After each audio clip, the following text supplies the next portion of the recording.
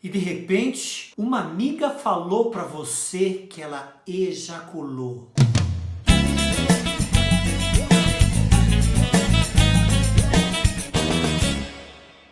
Eu sou Evandro Palma, sou um terapeuta tântrico e sexual. Estou aqui para ajudar você a melhorar o seu prazer e as suas relações. Então vamos procurar entender esse tal desse fenômeno. Ejaculação feminina, squirting. O que é isto? De onde isso vem? Isto vem de um contexto social. Exatamente isso. Se você pensou na pornografia, você está absolutamente certa, absolutamente certo. É isso mesmo. Então, a partir de um determinado momento, essa indústria precisa gerar conteúdo e passou-se a observar que alguns fenômenos que já existiam em algumas mulheres passaram a ser amplificados nos filmes pornográficos. E assim se cria toda uma situação espetacular em torno do fenômeno. A partir do momento que isto vira um espetáculo, o que vai acontecer? A gente vai querer comprar esse negócio, não é verdade? Então, a compra dessa ideia, desse fenômeno, é porque é vendido isto como sendo algo, um prazer fenomenal para as mulheres. Então, homens e mulheres vão olhar para aquilo e vão falar: opa, se esse negócio é tão bom, eu quero também. Então vamos organizar essa conversa. Primeiro, resolvendo uma questão semântica. Isto mesmo, semântica. Vamos fazer aula de português aqui agora, gente. A palavra squirting, ela não possui uma tradução para o português. Então, este squirting, que seria um jorro, seria um esguicho, ele foi traduzido, feita a associação ao orgasmo ejaculatório masculino. Então passou-se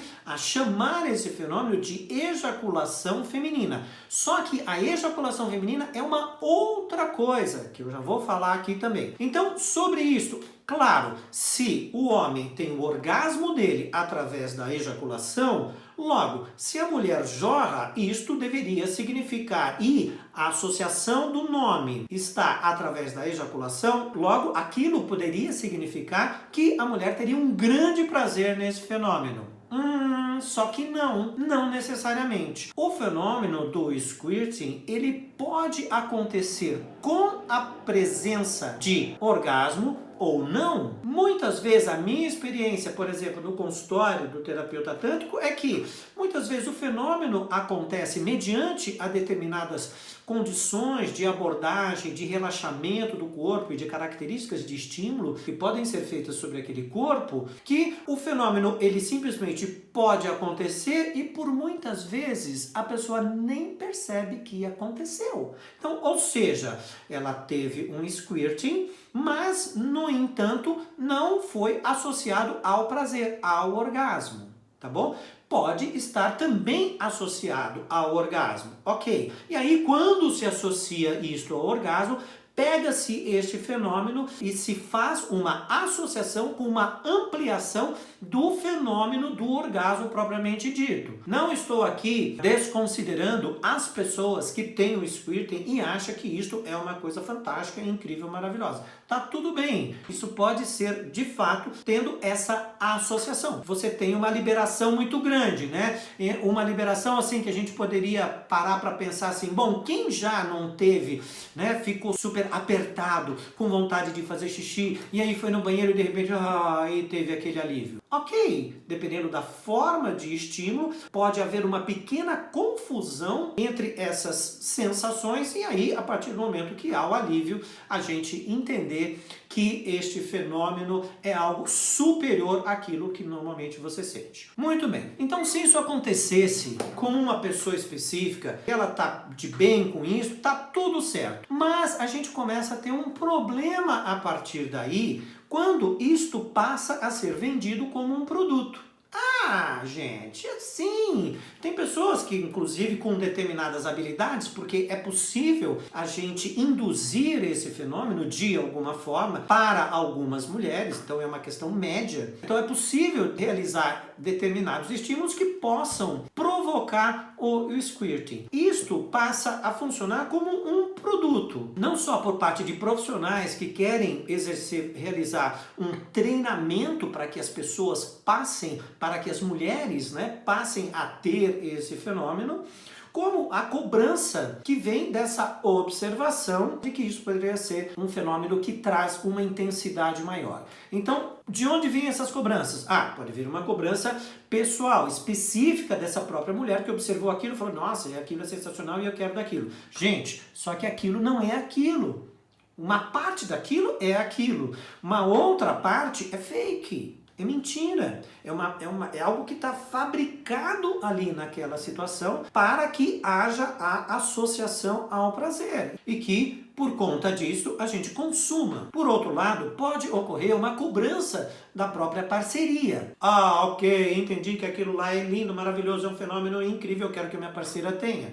E aí, a pessoa, essa mulher, ela pode se ver compelida a achar que ela tem um menor valor porque esse fenômeno não acontece sobre ela. Então, vamos esquecer essa história, gente. Se isso acontece com você, tá tudo bem. Se isso não acontece com você, não é algo que você deva ir atrás para que aconteça. Pelo menos é essa a minha recomendação. Então vamos falar qual é o nome disso. É uma emissão de um líquido transuretral que passa pela bexiga. E aí vocês vão me falar, é xixi? Essa é a grande pergunta. É encontrada na composição ureia, creatinina e ácido úrico. Então, ou seja, mesmo que em quantidades baixas. Então, o que eu estou falando aqui para vocês não sou eu que estou falando. Isso aqui são os artigos científicos que falam a respeito disso. Então, este seria o squirting, ou esse jorro. Agora,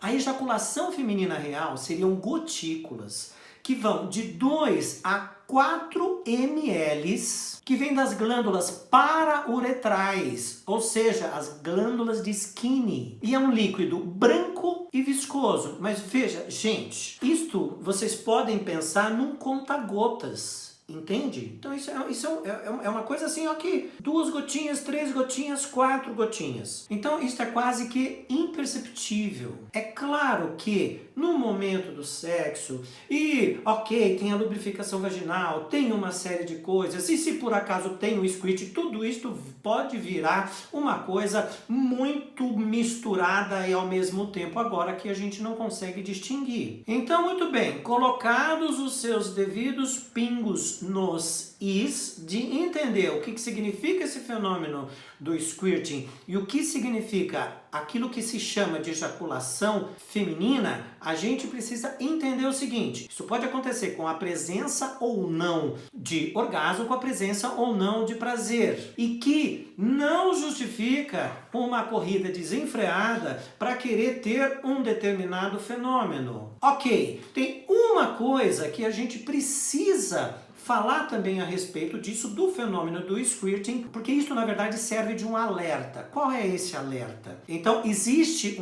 uma disfunção chamada incontinência coital. Ok, o nome já diz, no coito. Então tem a penetração e aí pode existir uma perda de urina na penetração. Então a minha recomendação seria a seguinte: ok, eu tive um squirting, eu tive isto. Na verdade, isso não significaria que você teria um problema, por exemplo, com o assoalho pélvico. Na verdade, não precisaria disso. No caso da incontinência coital, isso pode aparecer em outros fenômenos também. Aquela coisa de incontinência de esforço. A pessoa dá um espirro, aí sai uma gotinha de xixi. Vai fazer um exercício físico e sai uma gotinha de xixi. Então, este é um caso que precisa ser olhado.